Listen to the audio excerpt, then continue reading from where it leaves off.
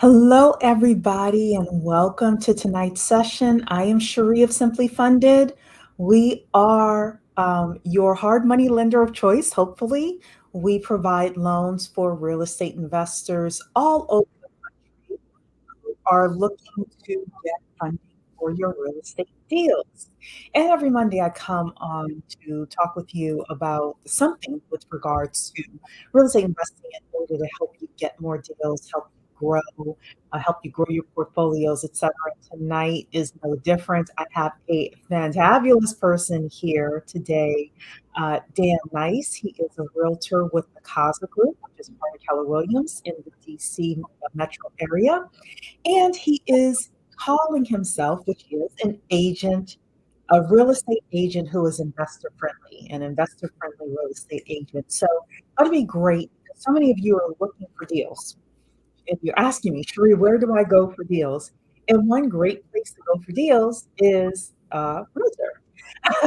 And you may say, that's impossible. Well, I'm here to tell you that it's true. So first of all, Dan, welcome. Hi, thank you so much for having me. Again, everyone, my name is Daniel Nyce. I am a member of the Keller Williams brokerage on the Casa Group, one of the top 100 teams worldwide. And I absolutely love working with investors. So I'm so grateful to be invited here tonight. Yeah. So why don't you tell everybody a little bit more about yourself? How'd you even get into real estate, first of all? So I got into real estate. So I was having dinner with a friend of mine who was a part of a real estate investment meetup group, which at that time was the Casa Group, it's now called Grid. And that family friend of mine recommended that I interview with Rob Chavez to learn more about his organization, because at the time I was an investor. I was looking to make my next investment, and sitting down with him, he basically pitched me on the idea of being a realtor, because I can then get a cut of so many deals as a commission without having any of the risk. And that registered with me as something that makes total sense. I can continue investing and having the risk and equity positions, but at the same time, why not get my active income aligned with my passive income in a way where I am able to scale what I'm doing and to basically become an insider trader, right? Because if I'm spending my full-time hours learning about the markets, the kinds of opportunities that will come up for me to make my next investment have just become, I don't have to go look for them. They find their way to me, right? Right. And a lot of the problems that I'll come across sometimes I've discovered are who, not how problems, where if I don't know how to solve it, that's okay. I'm a phone call away, right? And so leveraging the different relationships that I've built, thanks to Rob, thanks to you, and thanks to others, has just really made the whole process much more seamless. Yeah. So first of all, Jay Antoinette is in the building saying hello to you, Daniel. Thank you for being here. So everybody, don't forget to like the video, share the live stream, et cetera, et cetera. So you and I, have similar paths with regard to being recruited, into the real estate industry. I like the fact that you are maintaining the fact that you want not only active income through your realtor commissions, but also you're still growing your net worth through rentals and passive investments as well. And I think it's so important for us to try to do both. Um, so why don't you talk with the community a little bit more about let's just take an objection that um, as a realtor, you're only looking to work for people who could pay absolutely full price, that has, 28% to put down on a property, that that has an 800 plus credit score, that, et cetera, et cetera. There's The a lot of cream different of the crop. myths out there to knock down. So the first thing is that I view myself as a problem solver, right? When I first meet with someone, the entire first meeting is just about getting to know them. We call it a needs analysis. I'm trying to understand, what problem am I here to solve? How can I actually help you? And I don't solve every single problem myself, right? I'm not the one there swinging the hammer to make the property look better. But I do connect you with the correct people. Again, going back to that who, not how. So when we talk about a real estate investment in particular, whether it's your very first one or whether it's your 10th or 100th one, we want to refer to something called the deal triangle. And the deal triangle basically has knowledge in one corner, money in another, and then the hustle or the time investment in the other corner. Okay. And what I like to explain to people is that in order to have a seat at the table, you need to bring something to the table, but you don't need to bring everything to the table, right? Some people have money, some people have knowledge, right? They've got a skill or experience background, and some people have time.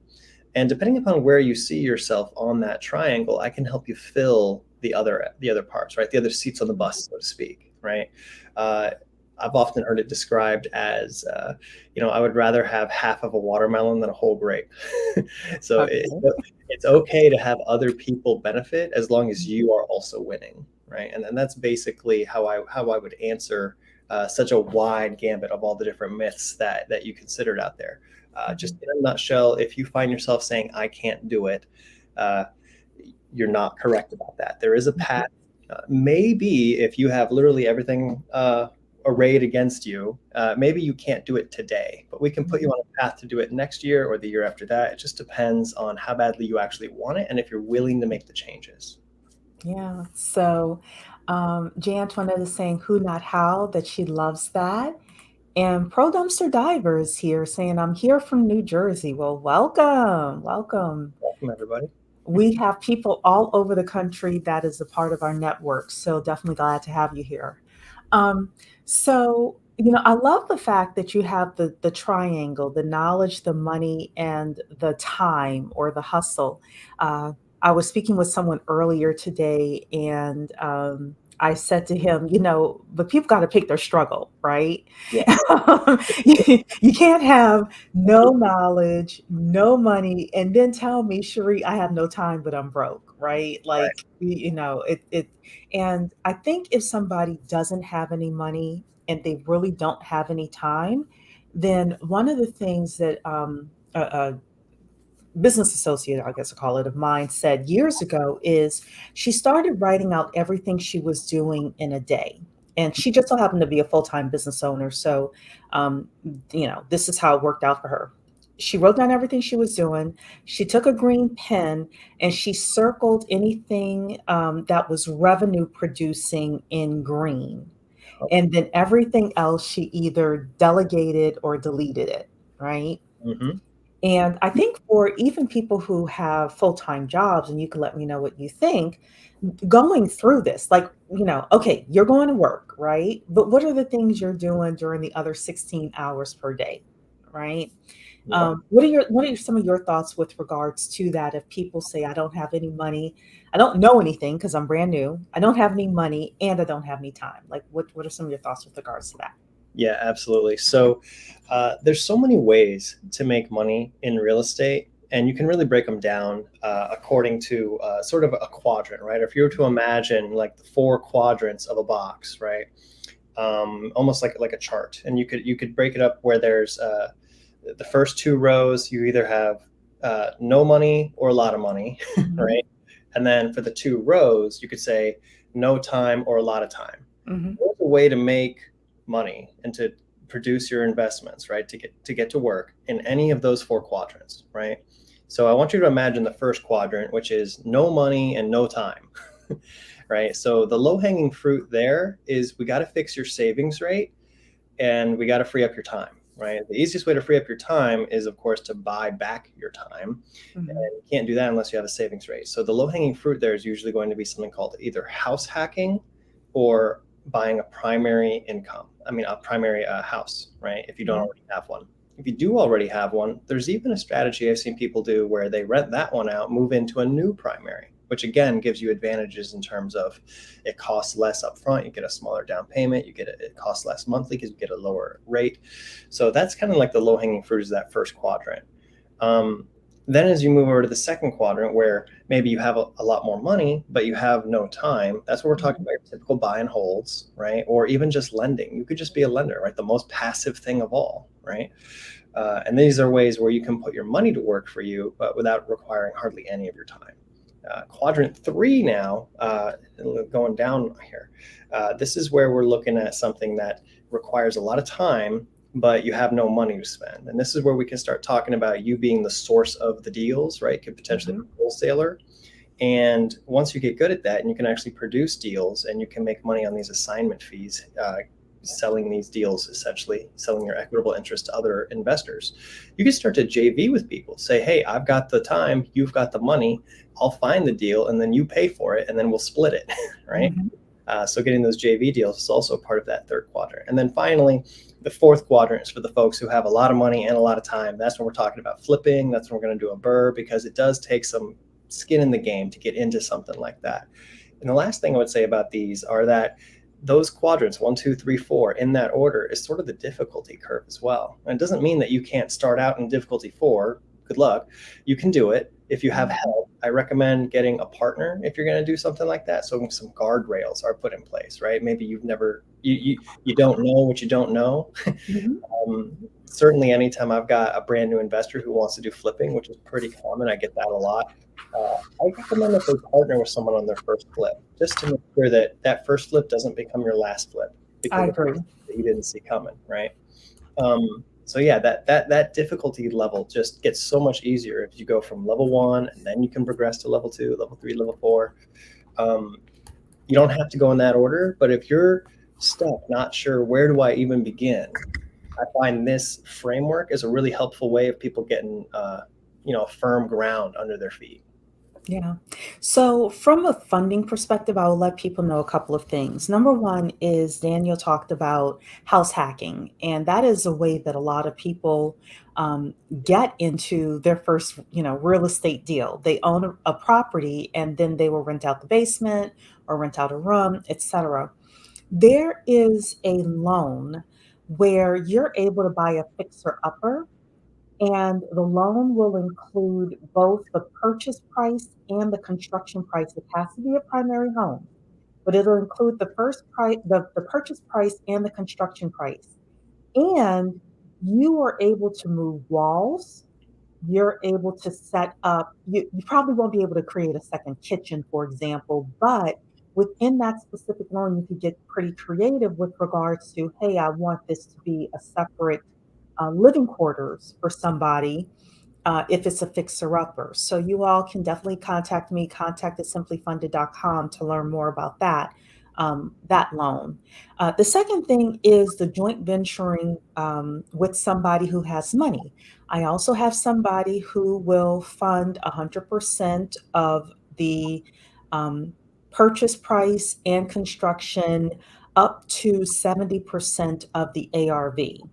You do have to be an experienced person with regards to this, but experience can mean a lot of different things. So maybe you just bring in the construction person that's experienced. Again, email me, contact at simplyfunded.com. I can send you, all of the information you would need with regards to those programs. But one of the great things is we never want to have money be the reason that you're not participating. Right. I even have The probably easiest thing to close to solve for. $1 million of funding now where I've got like private wealthy individuals who are like, Cheree, we're trying to deploy this money. So just, come to me because we have a lot of different options for people, whether or not you have money or time or knowledge, et cetera, et cetera. One second. You're asking how is that construction price determined? Great question. So construction, you would have to get a quote from a licensed general contractor. That is how, and it has to be a written quote, official written quote from a licensed GC. And then the underwriters will look at that quote as well to make sure that it's realistic for the labor and the materials in whatever area of the country that you're in. Great question, though. Anything else, Daniel, with that before we move on to the next topic? Say one of the things that you mentioned on there is that you get the best terms if you have experience. And one of the things that I had mentioned is that I recommend, in order to have those guardrails, so your first deal doesn't become your last deal, that you partner with someone. That's one of the benefits of having an agent, is that we can put you in contact with everyone that you could possibly need to know because we're in it. And not every agent can do that. Obviously, you need to find an agent who is actually investment literate. They're in the community, they're doing deals. You got to find the right people, but then they can bring you into their ecosystem. And then that means you're not starting from day one. You can be starting from day 720, right? You can have these other people that are going to benefit you by being in the right room. It's okay to give away part of the first deal because that's what's going to open the door to let you do 100 more. Yeah, I agree with that. So, um, also, connecting with others, and we're part of a group called Grid. It's GRID, gridinvestor.com. They have real estate investment associations throughout the country. You're able to go to that site, find one near you. Doesn't cost anything to join. No, annual membership fee, no monthly membership fee, none of that. So you're definitely able to participate in that. There's also a Facebook group as well. So networking is going to be a great way for you to find deals and get the experience that you're looking for. Um, Talk to us a little bit about being an investor-friendly agent. Uh, More importantly, like the differences between a traditional agent and an investor-friendly agent. What are some of the differences, For first sure. of all? For sure. So the first thing I would say is that when you get your license to become a realtor, they do not cover any of the information that you would need in order to survive as an investor, right? It's just a totally different world with a totally different language. There should be a little handbook with a glossary in the back that lets you understand what ARV and LTV and LTC and all these other things are, right? Mhm. So one of the ways that you can shortcut that is you can check to see if they are Grid AI certified. I happen to be one of the first Grid AI certified agents. Grid, of course, is the real estate investment meetup group that I had mentioned earlier. They do offer this as a course to different realtors. So if you happen to be a realtor out there asking about this, I'm sure we could give you the link so you could look into more of that. But that is one way of doing it. If not, I would recommend at least asking them enough questions that you can find out, do they invest on their own? And listen to them talk and compare the way they sound when they're talking to, for example, how the people on the Bigger Pockets podcast talk, right? And if you're not listening to them yet, I would recommend that being another good podcast to follow. So that way you can start to recognize and speak the jargon and the lingo.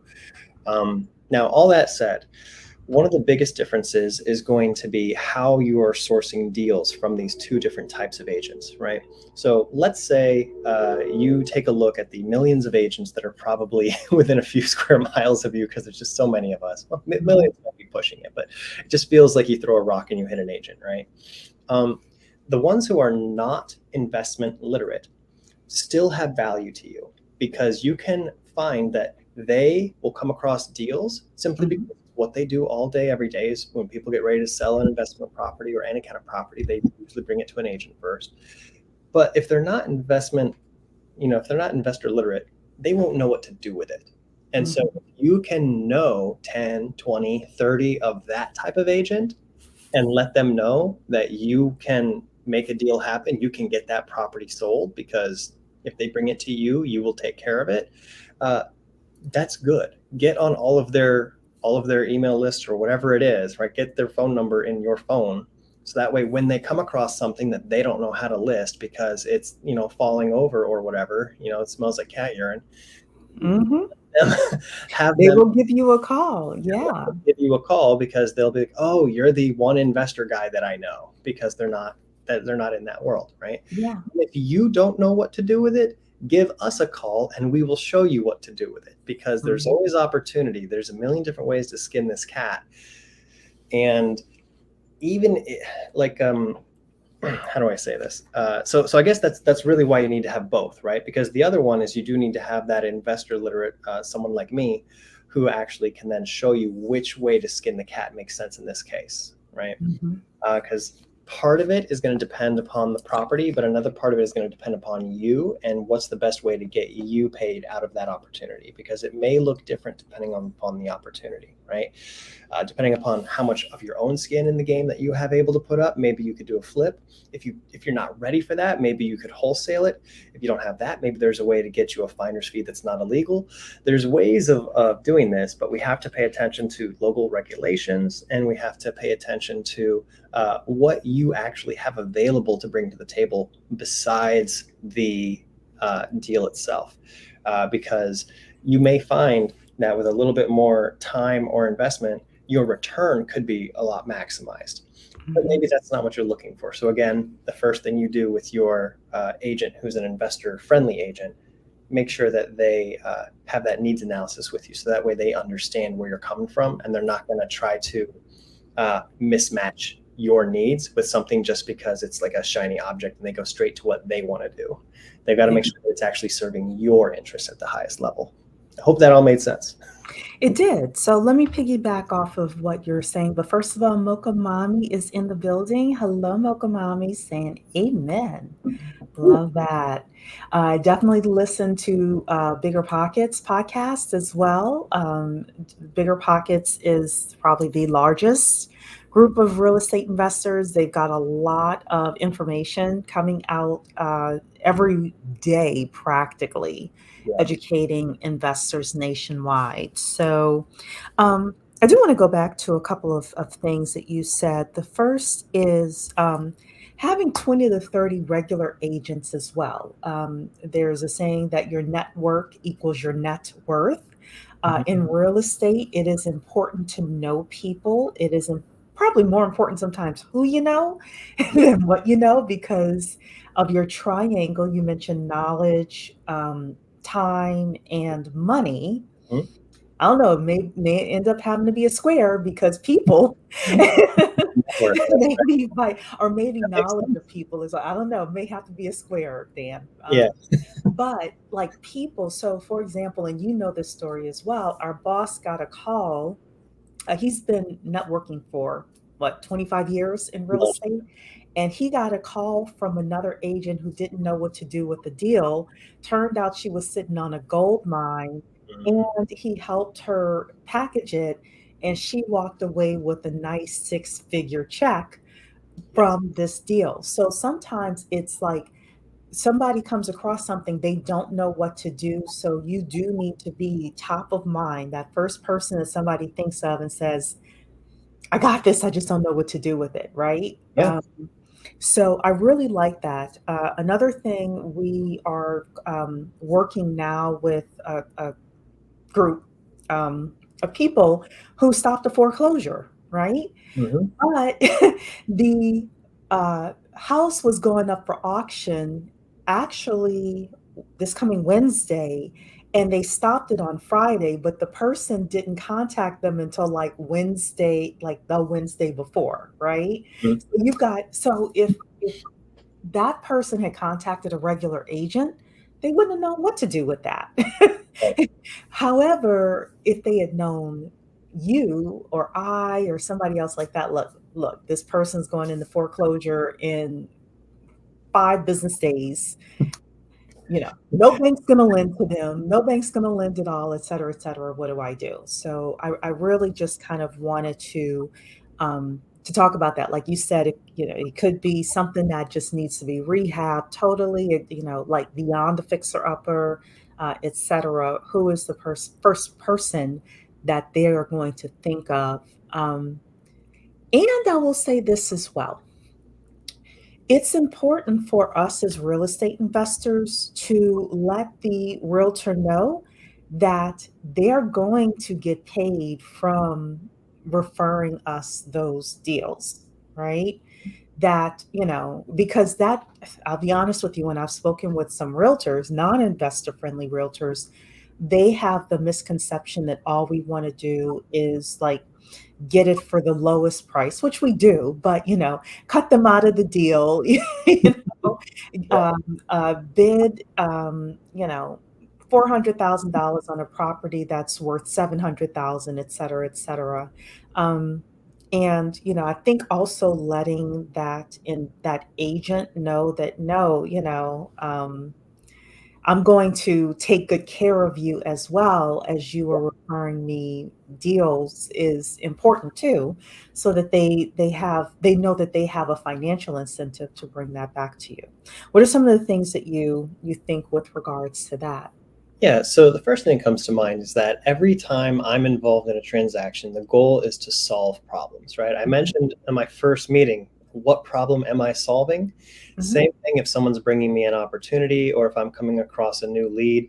let's take, for example, the person who's facing foreclosure in 5 days, right? Our team had a situation that I'm sure you remember well, where someone was facing foreclosure. They had a first and a second. Things were looking pretty stark for that person. Mhm. And we were able to find a solution that not only saved them from the foreclosure and the 7 years of problems that was going to follow them as a result of that, but we were actually able to create a creative financing solution to it that was actually going to keep that underlying loan on the property after the investor purchased it.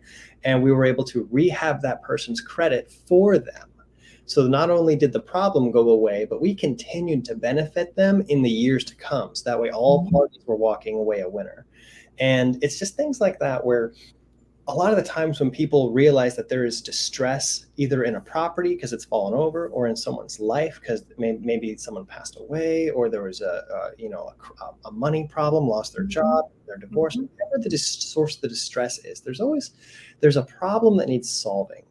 And sometimes the person who's aware of the problem is not aware of the solution. And again, it's Mhm. just a who, not how issue, right? And the main role that I tend to serve as the agent is to connect the parties. Now, most of the time, that involves a way where I'm able to get my commission worked into it somewhere, somehow. But I've also had situations where I was willing to step out of it and not take a payment after I had put the necessary parties together because it just didn't make sense in that case. Mhm.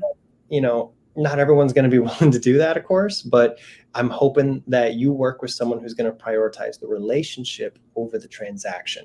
Because especially if you're working with an investor, the goal is that you're going to do more than one in your whole life, we hope. Mhm. One is better than none, right? There's a lot of people whose primary home turns into their retirement. But again, find someone who you connect with.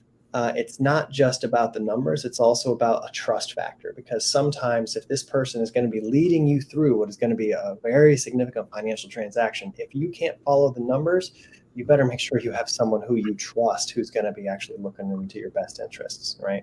Right. So that's what comes to mind for me. Yeah, I love that. Mokomami is saying houses cost almost 4 times as much as they did in her 20s. She says here, my first home was in San Antonio, Texas for $88,000. Now that house is almost worth 300K. Yes, we had a conversation earlier today about this in one of our leadership meetings with regards to how housing has increased and the different ways that families are coping with that increase. There may come a time where you will not be able to buy a house as a single person.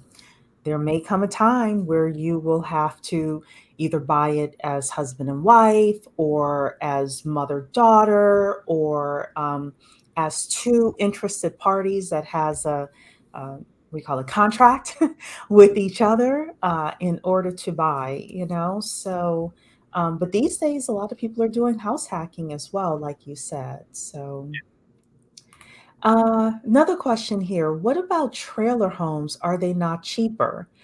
Um, yeah, I mean, trailers are cheaper. I know people who buy those types of homes. They usually can't get funding for them, at least, well, the funding that they can potentially get tends to be like very high interest rates. But yeah, I mean, there are people who purchase those types of homes all the time.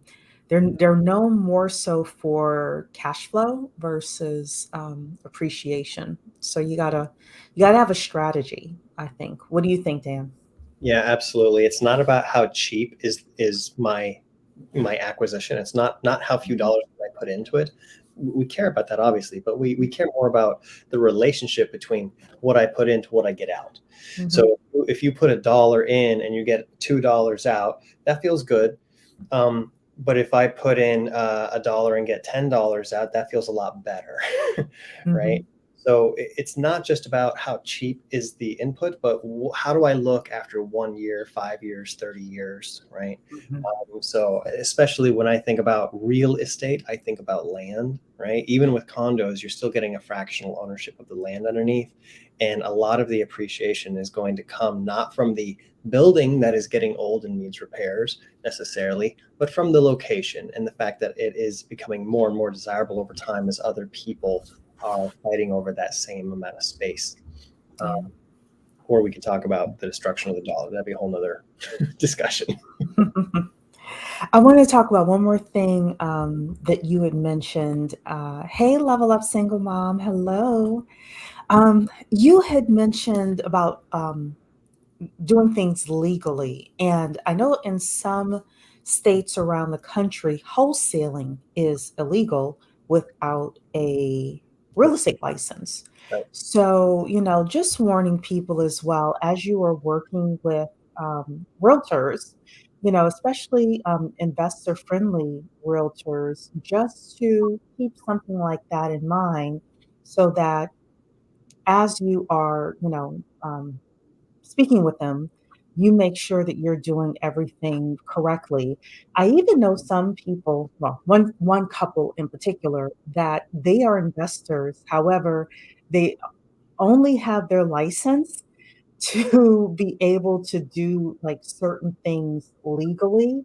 Other than that, they're not showing homes or anything like that. They just went, took the test, keep up their license so that they Yeah. can get access to the MLS and do certain things legally within their state. So, Yeah. um, what do you think are some questions that someone should ask, a potential investor should ask of of an agent in order to determine if that person is investor friendly with Yeah. some of the things? Um, so the first thing I would ask them is, do they own any real estate themselves, right? How many properties or how many doors do they have? When was the last time they did it, right? You want to find out kind of what's their volume, how frequently have they bought their own real estate, also how recently they did it, right? Because if they bought 10 houses 10 years ago, then their information is very outdated, right? It's Mhm. important always to be aware of what's happening today. And again, if they've only, say, transacted real estate once for themselves, it doesn't automatically disbar them. But if you're comparing between three realtors and one of them owns, 50 doors and the other one only owns two or three, that should be taken into account. Mhm. And then lastly, you want to find out how often they have succeeded in helping others to conclude transactions, right? Because it's not enough to say that they've done, say, a dozen or 2 dozen retail transactions with just mom and pops buying and selling at retail prices. You want to find out how many investors have they succeeded and when that was, right? So, and you can even get more fine grained than that if you really want to. If you had a particular strategy, such as short-term rentals in a particular area, you might ask them about their experience in that particular arena, as opposed to just every investor that they've helped. Because maybe they've helped 10 people house hack in the last year, in one market, but then what your strategy calls for is unrelated to that. And so maybe they're not the ideal fit. They may be the best one available to you, but as you expand your network, you want to be as specific as possible for the strategy that you are actually using. And I've had situations where I have referred out clients to people who are more skilled at the particular strategy that that client is looking for. Because again, for me, I'm much more interested in maintaining the relationship, not just with them, but with the entire community. And word will get around quickly because it is a small world, believe it or not. And Mhm. you always want to treat people well. And so if the person doesn't have a background in the specific thing you're looking for, it may not automatically disqualify them, but you need to take it into account. Yeah, I think those are great questions, especially how many doors do they have, and when was the last time they purchased something, because of the outdated information. I think that that's really great. You had also mentioned earlier asking them, like, who else is in your database that I'm able to connect with? If I buy a house from you, do you have a general contractor? Do you have a plumber, an electrician? Figuring out how often do you work with those individuals, et cetera, because oftentimes your construction uh, cost and timeline can be the thing that makes or breaks the deal as well. Yeah. Um, it may also be interesting to know how many other active people they're working with, then this is potentially my buy box. So am I going to be going up against 18 other people in order for to get your attention for this deal? Or am I the only person buying in this neighborhood or this city or this zip code or whatever? Yeah, that actually does bring up a good point, that you do want to find out if the person you're speaking to is the person who's actually going to be servicing you. Because a lot of the time, the more successful an agent becomes, the Hmm. more valuable their time becomes, and they begin to enlist a lot of support agents who are going to be working under them. And maybe I'm working 20 people, but really I have 4 agents under me that are each working 5 investors, right? And Hmm. so it doesn't disqualify them, because if they're successful, there's a reason for that, right? Hmm. But you should understand, so that way you're not blindsided by it later, right? Because you need to have a comfort level with every person on your team, right? Do the interview. Don't just take it for granted that the person says they're great.